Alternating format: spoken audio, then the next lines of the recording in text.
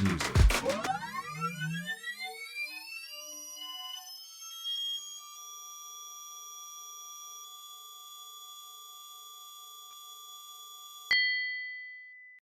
TDAH?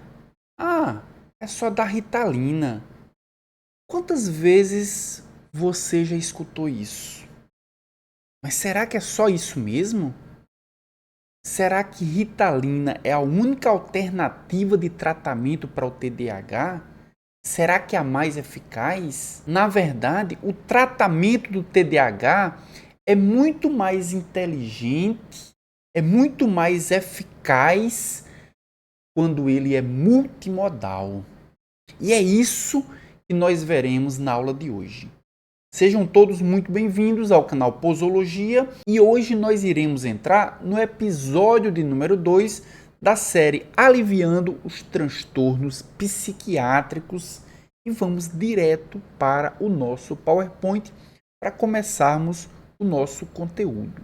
Episódio de hoje tratando o TDAH, parte 1. Então significa que nós teremos duas partes só para falar do tratamento do TDAH. Mas claro, se você não me conhece, eu sou o professor Sérgio Araújo, sou professor de farmacologia com graduação em farmácia, com mestrado, com doutorado em biologia molecular e também em bioquímica. Aqui na tela nós temos informações dos meus contatos. Se você está vendo esse vídeo, surgiu alguma sugestão? Se você está vendo esse vídeo e gostaria de ter um assunto onde eu irei apresentar, eu irei comentar, coloca aqui nos comentários ou me siga nas redes sociais para poder entrar em contato diretamente comigo. Então, as formas que você pode entrar em contato comigo é através das minhas redes sociais, através do meu e-mail e através desse QR Code que vai levar você para o grupo de membresia do canal. Se você ainda não é membro do canal, você está perdendo tempo. Lá nós temos uma comunidade de prática, onde você pode tirar suas dúvidas diretamente comigo nos grupos do WhatsApp, assim como outros membros do canal Posologia. Também terá acesso exclusivo a vídeos que são gravados apenas para os membros do canal, assim como cursos exclusivos.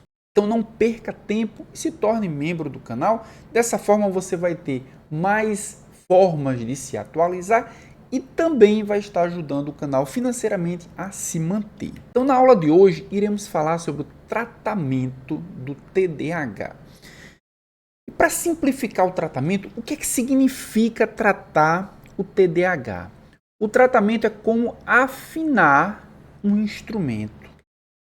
Se você que está me assistindo toca algum instrumento, você sabe que uma etapa fundamental de tocar um instrumento é deixar ele afinado. Ou seja, aquilo que você está tocando, a fidedignidade da nota é realmente muito próxima do que você planejou tocar. Um instrumento afinado, ele vai fazer com que a música seja tocada, mesmo com as notas, mesmo seguindo a partitura, a música que vai ser tocada, ela seja uma música muito mais harmônica. Da mesma forma, no TDAH, quando aqueles níveis de noradrenalina e dopamina que nós discutimos no episódio 1, eles estão afinados, eles estão alinhados, eles estão ajustados, nós temos de fato o controle melhor dos sintomas do TDAH. Então é como se fosse afinar um instrumento onde sem ajustes ele toca fora do compasso da vida. Essa é uma frase inspirada na analogia neuropsicológica. Então, na aula de hoje, nós teremos 3 grandes objetivos. Na verdade, o episódio 2, nós teremos esses 3 grandes objetivos. O primeiro objetivo é compreender quais são os tratamentos não farmacológicos para o TDAH. Compreender significa para que ele serve. quando é que eles são aplicados, em que circunstâncias aquele tratamento não farmacológico ele vai ser útil. Mas compreender significa que a gente precisa entender qual é de fato a sua eficácia. É para todos os públicos, todo tipo de paciente. Os estudos mostram uma grande eficácia, uma eficácia moderada. Eles são utilizados como coadjuvantes ou eles podem ser o tratamento principal. É isso que a gente vai ver na aula de hoje. Um segundo objetivo é analisar os principais tratamentos com estimulantes. Hoje, o principal tratamento para o TDAH é com estimulantes. Nós vamos analisar os principais, enfatizando o quê? Quais os critérios de seleção? Como é que a gente seleciona o melhor tratamento com estimulantes para tratar pacientes com TDAH? E esse objetivo vai começar nessa primeira parte, mas ele vai ser concluído somente na segunda parte do episódio 2. E na segunda parte do episódio 2, nós cumpriremos o objetivo de número 3, que é sintetizar os principais tratamentos com não estimulantes. Então, existe no protocolo um tratamento com estimulantes, mas existe um tratamento com não estimulantes também. E nós veremos quando se aplica um e quando se aplica outro, descrevendo aqui os seus usos. E olha só, caro aluno, se só olhando para esses objetivos, você já imagina que a sua expectativa vai ser atingida, aproveite e se inscreve no canal. Você viu que são 4 episódios dessa série aliviando os transtornos psiquiátricos. Se esse assunto lhe interessa, aproveite e já se inscreve no canal, porque nós teremos a segunda parte desse mesmo episódio. Nós teremos o episódio de número 3 e o episódio de número 4, onde eu vou falar sobre esquizofrenia. Vou falar sobre a doença, sobre a fisiopatologia, sobre os tratamentos, os prós e os contras. E nessa série, aliviando, todo o conteúdo ele é contextualizado com casos clínicos. Então, se você se interessa por esse tipo de assunto, se você quer se atualizar no mundo da farmacologia, se você gosta desse tipo de aula, aproveite, se inscreve no canal e não fique só para você. Se inscreve no canal e compartilha esse link com mais pessoas. Tenho certeza que várias pessoas, inclusive pacientes, gostariam de entender mais sobre a sua doença e sobre o seu tratamento também. Voltando aqui para o slide, nós falamos no primeiro episódio, episódio número 1, nós falamos dessa parte de cima, epidemiologia, fisiopatologia e sinais e sintomas. Inclusive, os sinais e sintomas eles foram associados, eles foram contextualizados com os mecanismos fisiopatológicos. Nós entendemos sobre a doença, o transtorno do déficit de atenção e hiperatividade. Na aula de hoje, nesse episódio número 2, a gente vai agora abordar a parte de baixo desse slide. Iremos falar sobre o tratamento para o transtorno do déficit de atenção e hiperatividade. Começando pelo tratamento não farmacológico. Quando a gente pensa no tratamento não farmacológico, a gente precisa resgatar como nós terminamos o episódio de número 1. CB é o paciente que nós estamos acompanhando. Como eu havia falado, todos os episódios, todas as aulas, elas são contextualizadas com casos clínicos, onde nós iremos acompanhar um paciente e é justamente com esse contexto prático e aplicado que a gente consegue aprender melhor as situações e como nós deveremos proceder. Então nós terminamos com essa parte do caso clínico, onde a mãe de CB ligava para a clínica pedindo para falar com o médico.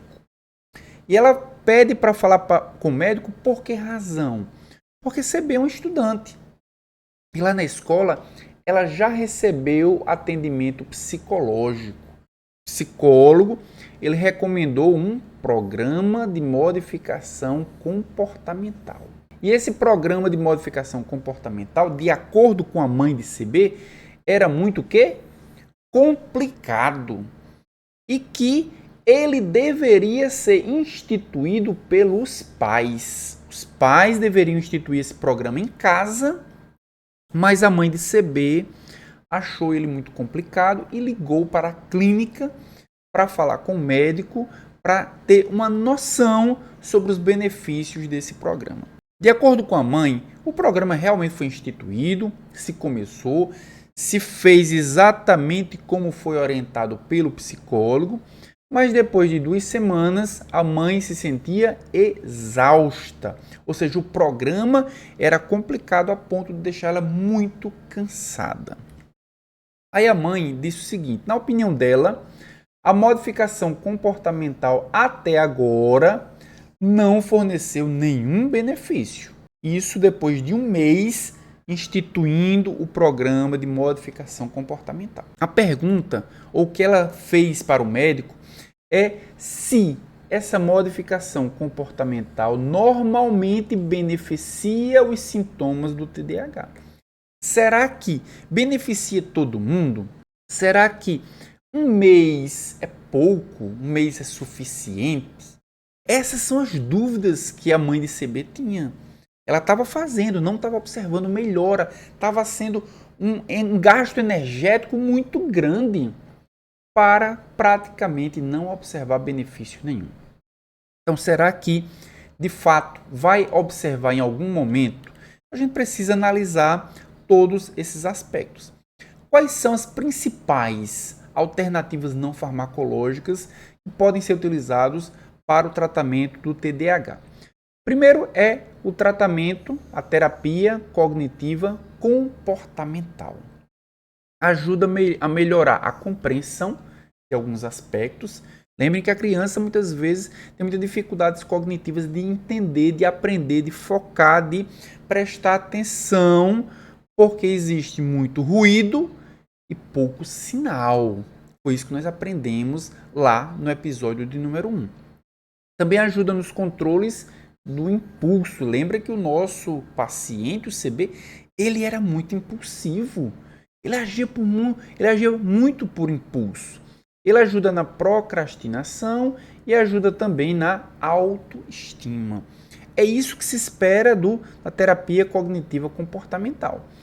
Uma outra forma, uma outra alternativa não farmacológica é o treinamento de habilidades sociais, que vai facilitar a comunicação, vai facilitar também a cooperação. E uma terceira alternativa é o treinamento de pais, que foi exatamente o que foi instituído, o que foi planejado, o que foi orientado para os pais de CB.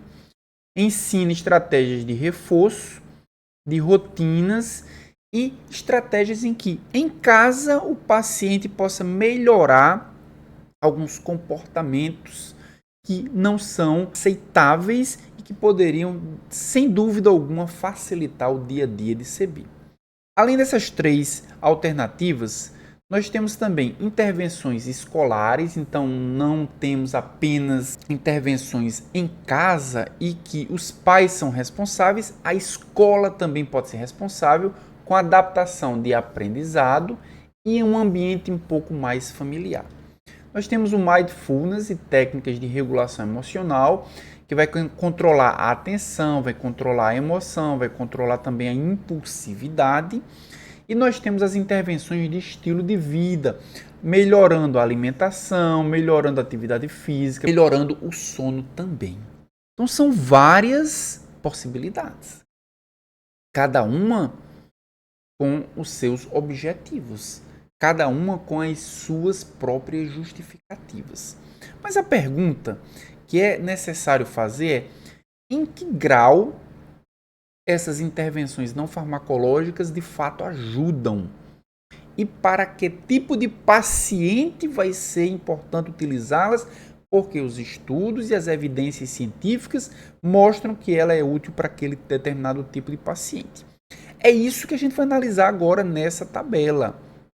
Nessa tabela eu trouxe as intervenções, alguns estudos, as conclusões que foram tiradas e os resultados. Nessa primeira coluna é a terapia cognitiva comportamental.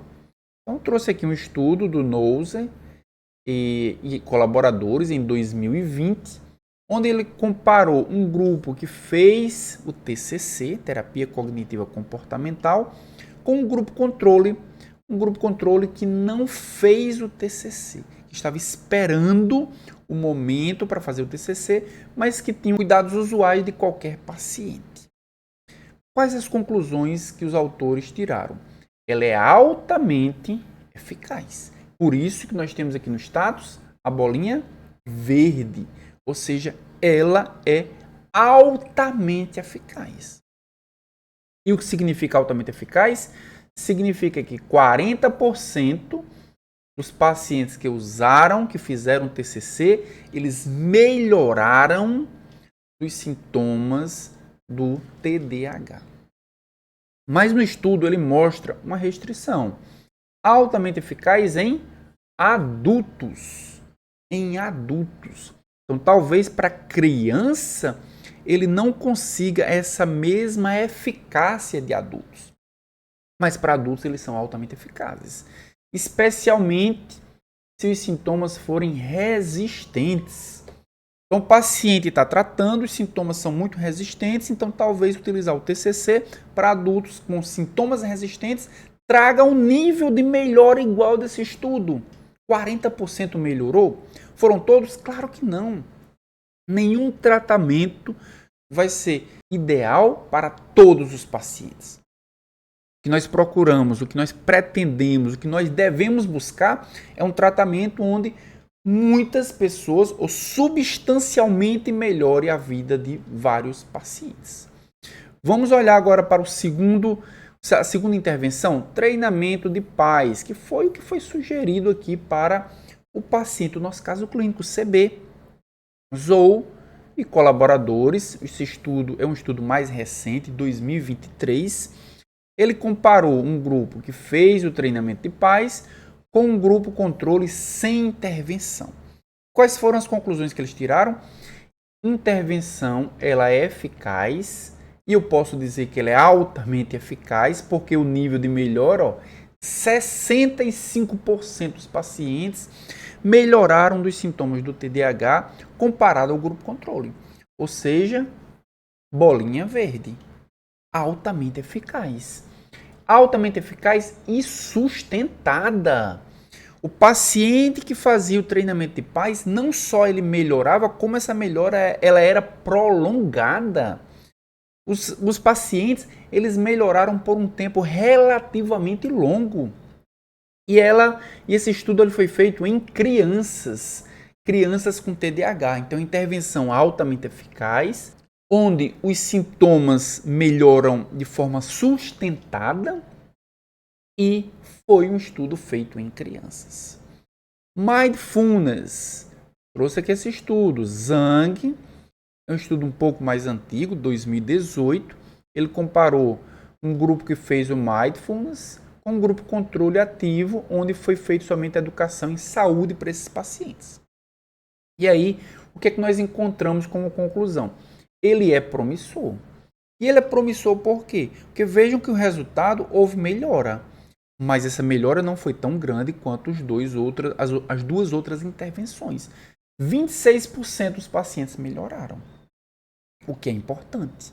Mas não foi 65%, não foi 40%.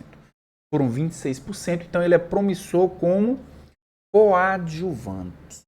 A necessidade de utilizar essa intervenção não farmacológica sempre junto de uma intervenção farmacológica também. E foram usados aqui como pacientes adolescentes.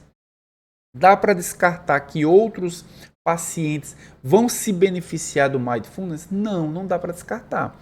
O grupo de pacientes provavelmente vai ter que ter algum grau de maturidade para fazer o Mindfulness e se observar e se concentrar e meditar a ponto de que aquilo possa trazer alguma melhora para ele. Foi feito em adolescentes, também bolinha verde, porque houve uma melhora, mas aqui ele é promissor. Neurofeedback. 2022, o Wang fez esse estudo comparando um grupo que fez o neurofeedback com a estimulação simulada. Os resultados eles foram inconclusivos. Por isso que aqui tem 0%, claro que não foi 0%. Mas inconclusivo porque em alguns grupos melhorou e em outros grupos piorou. Então, se o neurofeedback promoveu melhora ou promoveu piora, não dá para saber se de fato ele vai ser útil ou ele vai ser prejudicial. Resultados inconclusivos, há necessidade de mais estudos. Então, neurofeedback ficou com a bolinha amarela porque não sabe se dá para usar ou não dá para usar. Ele é inconclusivo.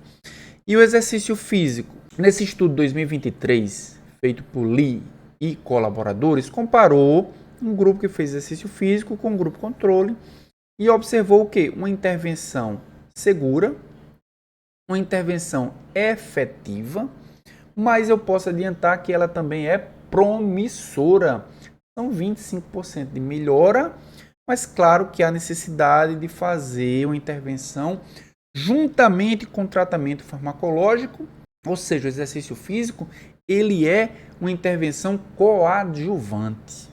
E ele melhora o suporte cognitivo e também o suporte emocional. Então veja que nós temos diversas formas de intervenção não farmacológica que certamente trazem uma contribuição muito grande, algumas a nível até de ser a única intervenção, como por exemplo a terapia cognitiva comportamental ou treinamento de paz. Então no caso do nosso caso clínico, a gente pode dizer que de fato ela é útil, de fato ela pode trazer resultados importantes, é para todo mundo. Pode ser que CB esteja dentro dos 35% que não melhoraram mesmo fazendo treinamento dos pais. Pode, mas talvez precise de um pouco mais de tempo e talvez precise aí associar com algum tratamento farmacológico, que é exatamente o tratamento multimodal. O tratamento multimodal é aquele tratamento onde você utiliza as intervenções não farmacológicas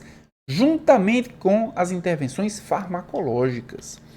E aí nós temos aqui o principal estudo feito com tratamento multimodal, é o estudo MTA, que acompanhou 558 crianças e olha o tempo, caro aluno, por 22 anos. 22 anos. Então, começaram como crianças, quem começou como criança, hoje já é um adulto. Então, acompanhou como o TDAH evolui ao longo do tempo. Um estudo muitíssimo importante, um estudo hoje que é uma das principais referências no tratamento do TDAH. Então, o estudo MTA acompanhou as crianças com várias formas de tratamento. Aqueles que usavam só medicamento, aqueles que utilizavam somente o TCC e aqueles que utilizavam a combinação dos dois. Foi dessa forma que o tratamento multimodal ele foi avaliado. E o resultado que foi encontrado foi que cerca de 30% das crianças tinham remissão dos sintomas, mas outras 60% retornavam em algum momento aos sintomas do TDAH após a remissão. E o mais impressionante, olhando aqui para essa imagem, o mais impressionante é que, de fato, quando nós medimos, quando nós avaliamos, melhor dizendo, o TDAH em diversos momentos, tempo 1, no tempo 2, 3, 4, 5 e 6, aqui nós temos 6 tempos diferentes, a média de pacientes que melhoram é mais ou menos a mesma. Não muda nada. De 40% a 60% dos pacientes que fizeram tratamento multimodal, eles melhoraram dos sintomas do TDAH. 60% é muita gente, é muito bom. Mas, se nós observarmos no detalhe, a média ele mascara algumas situações importantes. Por exemplo, vamos acompanhar apenas essa criança. Essa criança, No tempo 0, claro, ela estava com sintomas de TDAH. Ela entrou na pesquisa porque ela tinha sintomas de TDAH. No tempo 2, ela melhorou? Não, ela não melhorou. No tempo 3, continua com sintomas de TDAH. No tempo 4, continua com sintomas de TDAH. E no tempo 5, ela teve sintomas de TDAH durante toda a pesquisa. Mesmo fazendo tratamento, ela estava dentre aquelas 35% das crianças que não melhoraram, mesmo fazendo o tratamento corretamente. Vamos analisar agora uma outra criança. Essa aqui ao lado. Entrou com TDAH, no tempo 2 ela já estava o quê? Melhor. Os sintomas do TDAH, mesmo que eles não sejam 100% resolutivos, ela tinha melhorado de alguns deles. No tempo 3, continuava melhor. Mas aqui, no tempo 4, ela teve uma recidiva. Ela piorou. Mesmo tendo 40% a 60% dos pacientes que melhoraram, esses pacientes eles não eram os mesmos. Alguns pacientes que estavam melhor, eles tinham recidiva. Alguns pacientes que tinham recidiva, eles melhoravam depois, como esse paciente que nós acompanhamos aqui. Vamos acompanhar mais um paciente. Esse paciente aqui embaixo, ele estava com TDAH. No tempo 2, ele continuava com sintomas do TDAH. No tempo 3, ele melhorou, mas depois recidivou e continuou com TDAH durante todo o período. Ou seja, ele teve uma rápida melhora. Quais são as conclusões que esse estudo do MTA teve? Ele concluiu o seguinte: o tratamento multimodal do TDAH pode levar a uma melhora significativa dos sintomas que podem chegar até 60% das crianças. Entretanto, essa melhora pode variar de pessoa para pessoa ao longo do tempo. Alguns pacientes podem melhorar e recidivar rapidamente, outros podem recidivar de forma muito breve, melhorar e ficar sem sintomas por muito mais tempo, enquanto que outros não vão melhorar absolutamente em nenhum momento. Por isso, o acompanhamento ele deve ser o quê? Constante. O tratamento ele deve ser contínuo. Mesmo o paciente melhorando dos sintomas em algum momento, o tratamento ele precisa acontecer e ele precisa ser ajustado à realidade de cada paciente. Porque cada paciente ele vai ter aí uma resposta diferente ao tratamento. Quando a gente transforma isso num gráfico, nós temos diversos tipos de pacientes. Todos aqueles pacientes que nós vimos foram colocados em números. Então nós temos diversas categorias. A primeira categoria é aquela que apresentou remissão parcial flutuante. Ou seja, melhorava, mas em algum momento piorava, mas depois melhorava de novo, e o tratamento poderia deixar ele melhor ou pior em determinados momentos. São os pacientes que vão apresentar uma melhora parcial. Representa o que? A realidade da maioria dos pacientes, são 63,6% dos pacientes apresentavam esse perfil de melhora, piora, melhora, piora de forma flutuante. Outro grupo são os que apresentavam remissão completa, mas flutuante. Os que apresentavam melhora parcial ainda tinham alguns sintomas, melhoravam, mas ainda tinham alguns sintomas. Os que apresentavam remissão completa, eles realmente, quando melhoravam, eles não tinham sintoma nenhum, mas eles poderiam recidivar. Então, a melhora ela foi mais intensa do que no grupo anterior, mas ela não era estável o suficiente para ser considerada a remissão duradoura. 15,6% dos pacientes estavam nesse grupo. O terceiro grupo era o grupo que apresentava remissão sustentada. É aquele grupo que a gente viu que teve um paciente que nós analisamos que ele piorou, mas na maior parte do tempo ele estava melhor. Sintomas diminuíram progressivamente e não retornaram. É 9,1% dos pacientes apresentaram esse perfil, esse comportamento. Mas nós temos, infelizmente, o grupo do TDAH estável. Os sintomas se mantiveram estáveis, sem grandes melhoras ao longo do tempo. É aquele paciente que nós vimos que não vai melhorar e não melhorou em nenhum momento, mesmo sendo tratado. E aí nós temos que, de fato, esse paciente é 10,8%. Então não é 65 e 35. Na verdade é 10,8% de pacientes que não melhoraram de jeito nenhum. Alguns deles, o restante, os quase 90%, de fato melhoraram de forma flutuante parcial, de forma flutuante total ou de forma estável. Melhoraram em algum grau. Então nós vimos agora o tratamento não farmacológico. Vamos entrar no tratamento com estimulantes. Mas antes de entrar no tratamento com estimulantes, deixa eu perguntar para você. Caro aluno, o que você viu agora sobre o tratamento não farmacológico faz sentido para você? Vocês, antes que já tinham observado, e é claro que existem muitas aulas, muitos professores que abordam o tratamento farmacológico, mas o não farmacológico muitas vezes fica em segundo plano. Coloca aqui nos comentários, professor, eu nunca tinha visto o tratamento não farmacológico abordado dessa forma. Ou coloca aqui nos comentários, professor, eu já tinha visto, inclusive, algo que poderia ter sido abordado. Não foi abordado, é isso. Então ajude a divulgar o conhecimento. Traga a sua experiência. Coloca aqui nos comentários. Certamente, várias pessoas que vão assistir esse vídeo vão ler o seu comentário e também vão se beneficiar. Vamos fazer do canal Posologia uma comunidade prática, onde todo mundo ajuda todo mundo ensina e todo mundo aprende. Vamos voltar agora para o nosso PowerPoint para dar início ao tratamento com estimulantes. Talvez seja o tratamento mais conhecido.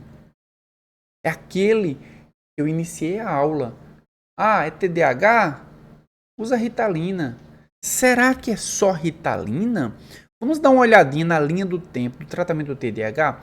O primeiro tratamento para o transtorno de déficit de atenção e hiperatividade, ele surgiu em 1937.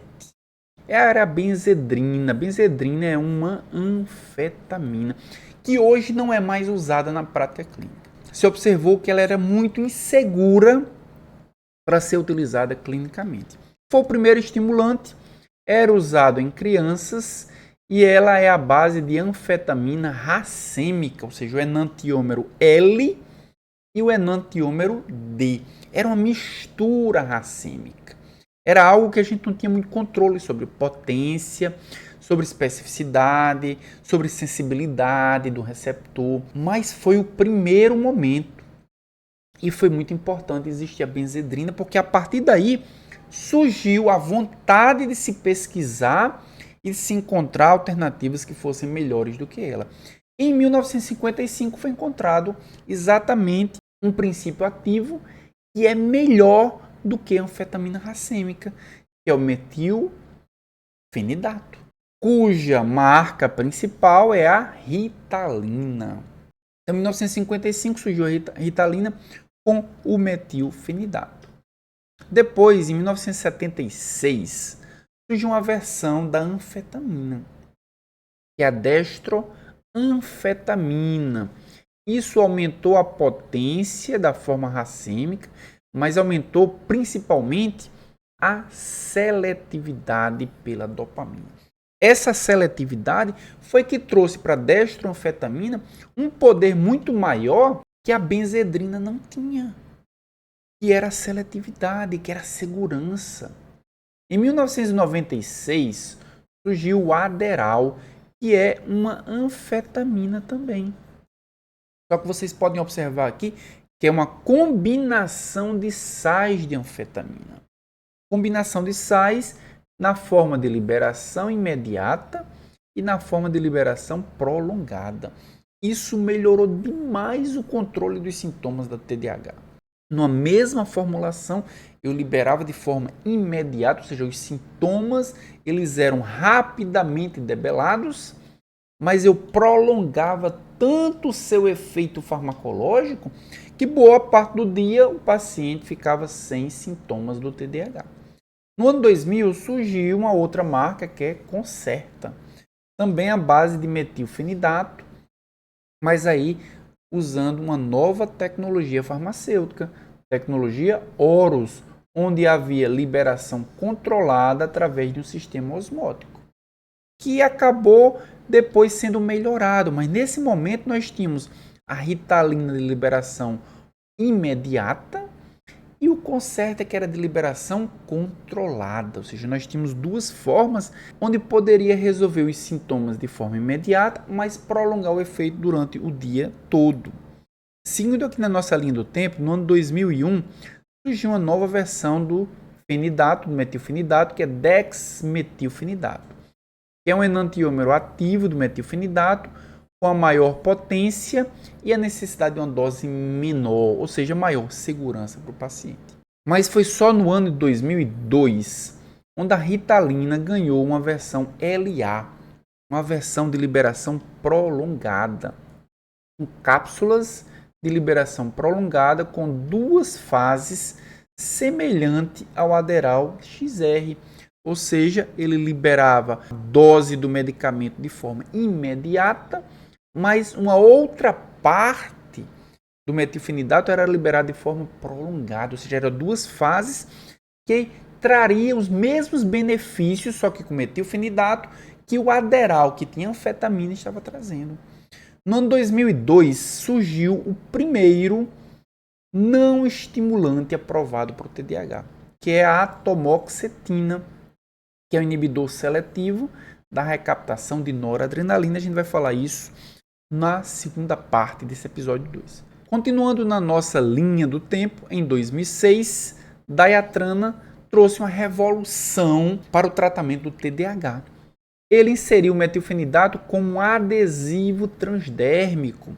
Isso trouxe uma comodidade muito grande. Metilfenidato agora era colocado no adesivo, esse adesivo era colocado sobre a pele e a absorção ele não era imediata, ele era prolongada, mas diminuiu muito as reações adversas do metilfenidato. E em 2007 surgiu uma nova versão da anfetamina, que é o Vyvanse, que é um profármaco da lisdesanfetamina, que é administrado como profármaco e no trato digestivo ele se transforma no fármaco ativo. Isso diminui muito o risco de abuso. Então vejam que na evolução do tratamento para o TDAH, várias melhorias aconteceram. Mas essas melhorias, caro aluno, aconteceu principalmente com relação às formulações. Vejam que metilfenidato e anfetamina são os principais princípios ativos, os principais estimulantes para o tratamento do TDAH. O que foi feito nesse período todo foi uma mudança de formas imediatas, forma de liberação imediata, forma de liberação prolongada, uma mistura, alterações na formulação ou na molécula, de modo que o profármaco tem uma ação apenas depois de ser transformado, depois que entra em contato com o suco digestivo. Tudo isso melhorou principalmente a segurança. Tudo isso melhorou principalmente o controle do quantitativo da molécula que chegava à corrente sanguínea. Eu vejo que as melhoras foram principalmente relacionadas à sua formulação. Qual a importância, revendo agora os conceitos que nós aprendemos lá no episódio 1, qual a importância dos estimulantes para resolver os sintomas do TDAH? A importância está principalmente em melhorar os níveis de noradrenalina e dopamina, onde? No córtex pré-frontal. Aqui nós temos um neurônio representando o córtex pré-frontal. E nós estamos com um paciente que tem níveis baixos de noradrenalina e níveis baixos de dopamina. Nós falamos isso no episódio 1. Se você está confuso, não está entendendo um pouco sobre isso, córtex pré-frontal, noradrenalina, dopamina, volta lá e assiste o episódio 1. Ele é muito importante para a gente entender o tratamento. Noradrenalina no córtex pré-frontal em níveis baixos significa redução do sinal. Ou seja, aquele sinal que nós fizemos a comparação do rádio, a noradrenalina vai manter o sinal alto. Se o sinal é baixo, ele é baixo para todos os estímulos. Se o sinal é baixo, é como se todos os estímulos fossem absolutamente iguais. Eu não consigo ser estimulado, eu não consigo focar em nada, porque tudo é muito igual. Noradrenalina baixa significa que a redução do sinal. Noradrenalina baixa significa que o paciente ele fica muito sem foco. É todos os estímulos iguais. Por isso que o foco é um problema no paciente com TDAH, porque a noradrenalina vai estar baixa no córtex pré-frontal. Já quando a dopamina está alta, nós temos um aumento do ruído. Ou seja, a dopamina ela vai fazer com que o sinal muito forte de outras emissoras de rádio, por exemplo, elas confundam o sinal que eu quero focar, o sinal principal. Então, estímulos irrelevantes, eles podem ser captados na atenção do paciente. O paciente com TDAH, que tem dopamina baixa, ele é irrequieto e ele é muito distraído. A distração acontece principalmente porque a dopamina está muito baixa. Então, nessa condição de dopamina baixa, de noradrenalina baixa, o paciente apresenta-se como irrequieto, como disperso, dificuldade de ficar sentado, dificuldade de ficar focado. É o que o nosso paciente CB tinha. Noradrenalina baixa, dopamina baixa, ou seja, reduz o sinal de chegada, os estímulos, mas aumenta o ruído. E é o que nós queremos utilizando um estimulante, é fazer com que os níveis de noradrenalina e dopamina eles fiquem no nível bom. O tratamento vai fazer com que o sinal aumente, aumentando a noradrenalina. Ou seja, se o sinal aumenta, eu não fico mais desfocado, eu fico muito mais focado, porque o sinal aumentou. Todos os estímulos, eles não são iguais. Vai chegar um estímulo, que é o sinal, a frequência da emissora de rádio que a gente quer sintonizar, que vai ser maior do que as outras. Eu estou aumentando o sinal do que eu quero, do que é importante. E a dopamina otimizada vai reduzir o ruído, ou seja, aqueles outros sinais que são periféricos, aqueles outros sinais que estão me deixando desatento, que estão me deixando distraído, eles são reduzidos. Então, o foco aumenta, a distração diminui. Então, o paciente agora consegue se sentar, ele consegue se focar, ele consegue ser menos impulsivo do que ele era. Quando nós olhamos de voltando aqui para o caso clínico, após refletir sobre a sua conversa com o médico, a mãe de CB decide que ela está pronta para tratar o TDAH dele com um estimulante, juntamente com modificação comportamental. Ou seja, o tratamento é multimodal. Então ela vai continuar o tratamento não farmacológico, mas agora vai inserir um tratamento farmacológico. Ela decide fazer uma consulta na internet para se informar sobre os estimulantes antes de discutir o tratamento com o médico. E aí ela encontra o seguinte, depois da consulta, ela fica muito confusa com uma variedade de formulações disponíveis. Qual estimulante ela vai escolher? Qual é o melhor para CB? Ela ficou muito confusa, ela liga para a farmácia, ela vai pedir uma orientação para o farmacêutico sobre que formulações, que diferenças aquelas formulações têm. Na condição de CB, será que tem alguma que seja mais vantajosa do que outra? Que informações, a pergunta agora é, que informações relevantes podem ser fornecidas à mãe de CB para ajudar a diferenciar os estimulantes disponíveis? Caro aluno, agora eu quero a sua participação. Coloca aqui nos comentários o que é que você acha. Você, se estivesse orientando esse paciente, o que é que você faria? Orientaria de que forma? Será que a gente já tem informações, elementos suficientes para tomar uma decisão? Ou será que mesmo não tomando uma decisão, tem algumas coisas que são muito importantes a mãe de CB saber? Coloca aqui nos comentários, eu vou adorar ler qual é o seu entendimento sobre esses aspectos do caso clínico. Vamos voltar aqui para tentar organizar um pouco as ideias. Então, coloquei aqui na tela algumas possibilidades de uso para o paciente. Primeiro, o paciente pode optar pelo metilfenidato. Algumas marcas, a Ritaline, o Concerta, ele age inibindo a recaptação de dopamina e noradrenalina. Ao inibir a recaptação de noradrenalina e dopamina, a gente vai ter um aumento desses dois neurotransmissores. Mas aqui nós já temos uma diferença. A Ritalina, existe ela na forma de liberação imediata, que, claro, os efeitos já começam imediatamente, mas a duração do efeito é de 3 a 4 horas. Ou seja, o efeito ele inicia mais rápido, mas ele também acaba mais rápido. Mas existe uma versão da Ritalina que é a LA, que ela tem duas fases, como nós vimos. Ela tem uma fase de liberação imediata, que vai durar pouco também, mas ela consegue durar de 6 a 12 horas, porque a fase de liberação prolongada, ela não vai iniciar os seus efeitos logo, mas ela vai durar por muito mais tempo. Além do metilfenidato, nós temos a destroanfetamina. E o medicamento é o Destrine.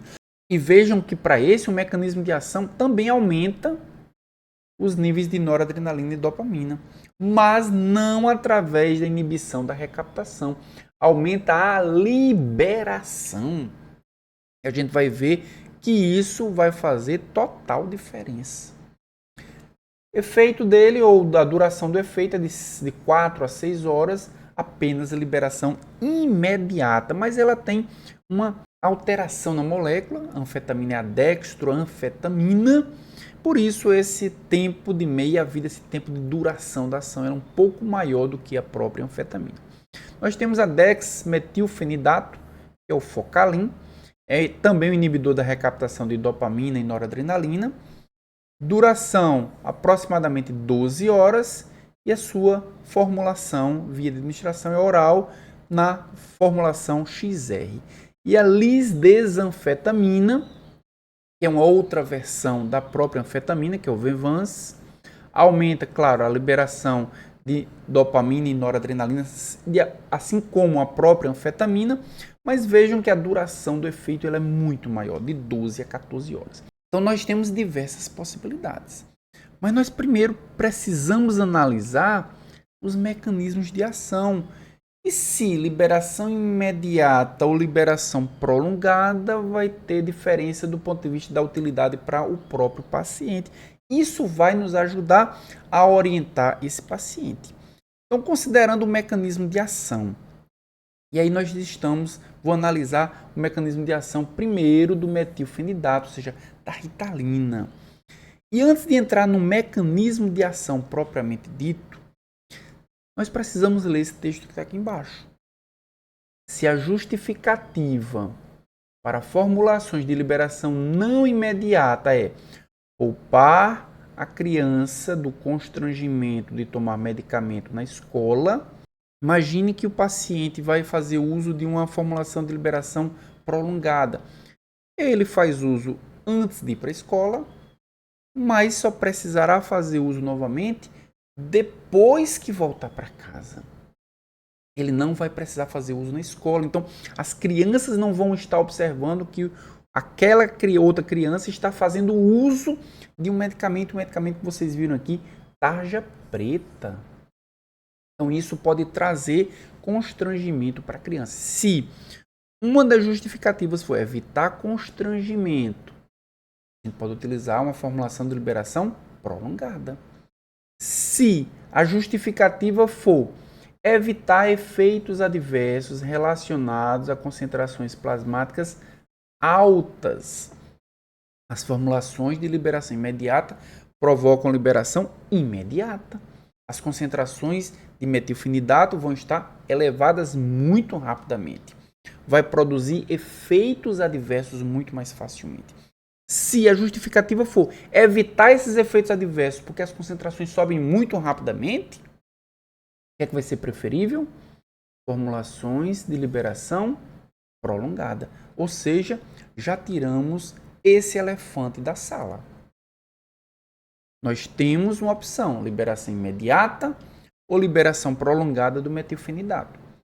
Duas justificativas vão fazer com que nós optemos pela liberação prolongada. Se nenhuma dessas justificativas forem cabíveis na situação atual, liberação imediata pode ser uma alternativa. Vamos dar uma olhada aqui nesse vídeo. Esse vídeo ele vai mostrar o mecanismo de ação do metilfenidato. Nós estamos vendo aqui um neurônio. Claro, nós temos aqui metilfenidato e anfetamina. Agora nós analisaremos apenas o mecanismo de ação do metilfenidato, posteriormente da anfetamina também. Nós temos aqui um neurônio, nós temos aqui um sistema de recaptação. Esse neurônio aqui é um neurônio pré-sináptico. Aqui nós temos um neurônio pós-sináptico e os seus receptores. Vamos dar uma olhada aqui nesse vídeo. Então, o sistema de recaptação, ele vai exatamente trazer de volta, olha o neurotransmissor sendo liberado, sendo trazido de volta, ele agiu no receptor pós-sináptico, ele foi trazido de volta, ele foi rearmazenado aqui na vesícula sináptica para ser liberado novamente. É dessa forma que acontece a restauração do equilíbrio dos neurotransmissores, sendo recaptado, sendo rearmazenado, e essa vesícula ela vai sair para ser liberado novamente o neurotransmissor. Aqui nós podemos ver dois neurônios, o neurônio dopaminérgico e o neurônio noradrenérgico, com seus próprios sistemas de recaptação. O sistema de recaptação da dopamina se chama DAT, o sistema de recaptação da noradrenalina ele se chama NET. Mas vejam que existe um sistema de recaptação da vesícula sináptica, que é o VMAT2, tanto para dopamina como para noradrenalina. Isso vai ser muito importante quando nós falarmos sobre anfetamina. Por hora, vamos pensar apenas desses dois sistemas de recaptação.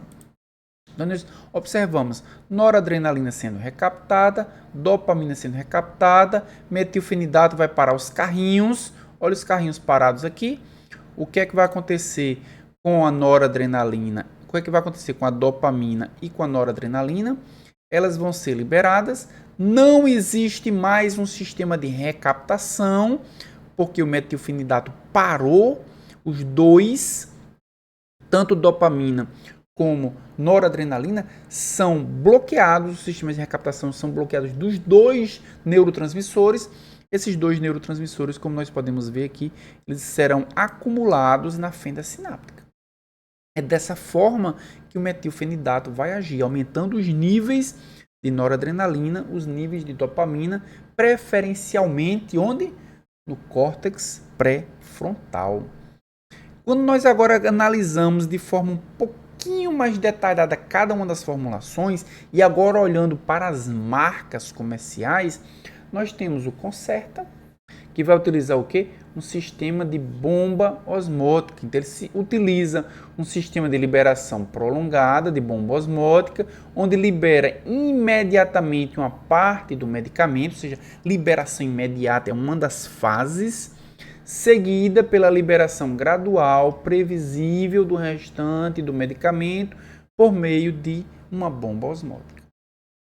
Ritalina, LA, Metadate, CD, Focalin, XR utilizam o mesmo sistema, a mesma tecnologia, que é a tecnologia de esferas, onde as esferas de liberação imediata e retardada com revestimento entérico imitam as concentrações sanguíneas observadas com preparações estimulantes imediatamente administradas 2 vezes ao dia. Então, essas outras 3 que utilizam esferas, elas simulam muito o Concerta. É uma tecnologia diferente, mas também tem uma fase de liberação imediata e uma fase de liberação prolongada, simulando a administração 2 vezes ao dia, como se o paciente tomasse uma dose e imediatamente recebesse os efeitos, mas ela tomasse uma dose seguinte, mais tarde, para complementar essa dose. E isso, claro, vai acontecer, esse equilíbrio da concentração, ele vai acontecer porque está sendo liberado de forma contínua e prolongada o restante do medicamento durante todo o dia. E aqui nós temos que qualquer uma dessas 4 formulações de metilfenidato, isso é importante, todas elas têm como princípio ativo metilfenidato, e o metilfenidato é a primeira escolha para o tratamento do TDAH, pode ser útil, pode ser adequado para o paciente CB. E foi escolhido uma formulação de liberação prolongada, por quê? Porque aquelas 2 razões, elas são importantes para esse paciente. Uma criança está na escola, pode ficar constrangida a usar o medicamento na escola, a gente quer evitar as reações adversas da liberação imediata, a gente vai utilizar um sistema que tem liberação imediata, mas que tem liberação prolongada para que ele possa tomar somente uma vez ao dia o medicamento. Então, o paciente, a mãe de CB, agradece a ajuda e traz uma receita de Ritalina LA 10mg com 30 cápsulas. As instruções são de tomar uma cápsula pela manhã ao acordar. Lembrem-se que é um estimulante. Se é um estimulante, pode ser que se ele utilizar durante a noite, ele pode ter algum grau de insônia. Vai utilizar pela manhã ao acordar, a mãe ainda hesita em dar o estimulante ao filho, devido aos potenciais efeitos adversos que ela leu na internet. Ela leu o seguinte, que pode causar dependência de drogas, pode causar tics, retardo do crescimento e até eventos cardiovasculares. E ela, claro, ficou com medo, é o filho dela. Então ela afirma que o médico de CB fez um exame completo, incluindo triagem cardíaca, e que todos os exames estavam dentro da normalidade. A pergunta agora é: que pontos do aconselhamento você enfatizaria em relação a essas questões de reações adversas, para deixá-la ela mais confortável em dar um estimulante para CB? Para que a gente possa orientar, a gente precisa primeiro se apropriar. Vamos olhar o que os estudos dizem? Eu trouxe aqui um estudo bem interessante que ele avaliou diversas reações adversas diferentes. E essas reações adversas foram comparadas ao metilfenidato, a tomoxetina e a anfetamina. E também foi levado em consideração as faixas etárias. Eram crianças de 0 a 5 anos, eram crianças de 6 a 12 anos, faixa etária de 13 a 18 ou maior do que 18 anos. Tudo isso foi levado em consideração. Então, primeiro vamos avaliar os medos que a mãe do paciente tinha. Quais eram os medos? Primeiro, abuso de drogas e dependência. E aí nós temos um padrão de cores, que pode ser acompanhado aqui pela legenda, ou seja, o percentual de pessoas naquela faixa etária que apresentaram essa reação adversa, mostrado no padrão de cores. E aqui está mostrando um laranja bem clarinho, que talvez chegue aqui na faixa dos 5%. Aproximadamente 5% das crianças entre 0 a 5 anos apresentaram algum grau de dependência. As outras faixas etárias, de 6 a 12 e 13 a 18, não apresentaram nenhum dos pacientes apresentou essa reação adversa. E também numa faixa ali próxima de 5% para os maiores de 19 anos. Então, talvez a preocupação, se nós estivermos levando em consideração apenas essa reação adversa da dependência, seja para crianças menores, recém-nascidos, ou maiores ou adultos que possam estar utilizando metilfenidato. Para CB, que tem 6 anos, talvez não seja uma grande preocupação. Então, baseado nesse estudo, talvez a orientação diz, olha, dependência é improvável que possa acontecer se for utilizado de acordo com as orientações do profissional médico. Hipertensão é um problema cardiovascular. E nós podemos ver que a hipertensão já é algo que acontece em mais crianças, mas acontece nas faixas etárias e acontece uma amplitude de faixas etárias maiores. Nós podemos ver que talvez aqui chegue a 10% em crianças de 0 a 5 anos, e também chegue a 10, até um pouquinho mais, 13 a 18, aqui menor, talvez em torno de 5% maiores do que 19 anos, mas a faixa etária de ICB também não foi observado nenhum risco ou riscos mínimos com relação à hipertensão. Então, com relação à hipertensão, a gente também pode fazer esse tipo de orientação. Com relação a eventos tromboembólicos, claramente ele mostra aí que os riscos maiores são para crianças que vão de 6 a 19 anos. Então, CB já vai ter um risco um pouco maior para eventos tromboembólicos, ali baixinho, talvez 3, 2% dos pacientes tiveram isso, mas não é descartável, precisa orientar isso para paciente. Infarto do miocárdio, a gente já observa um grande problema, veja que o laranja ele está bem intenso, talvez ali por volta de 15% dos pacientes apresentaram infarto do miocárdio, exatamente na faixa de CB. Então aí de fato a gente precisa orientar que precisa ter um certo cuidado, assim como isquemia cardíaca, menor do que infarto, mas também um nível relativamente alto. São talvez os dois grandes problemas cardíacos que de fato o paciente CB teria e que a mãe precisa ser orientada. O próximo é cardiomiopatia. A gente pode ver que é principalmente uma reação adversa que acontece em adultos, então não é risco para CB. Arritmias cardíacas também mais em crianças mais velhas, adolescentes e adultos também não seria um grande problema para CB. Nós temos taquiarritmia supraventricular, a gente não observa essa reação adversa com o uso do metilfenidato. Taquiarritmia ventricular apenas para crianças mais velhas também não seria um risco para CB.